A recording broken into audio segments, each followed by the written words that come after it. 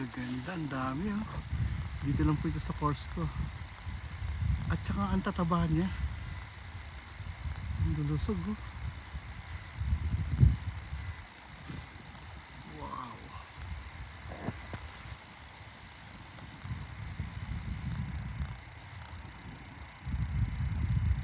Ah, sir, good afternoon.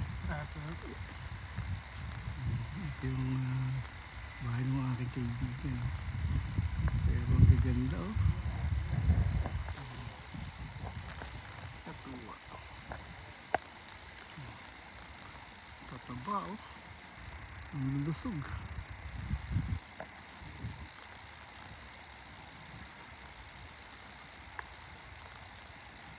Ang dami.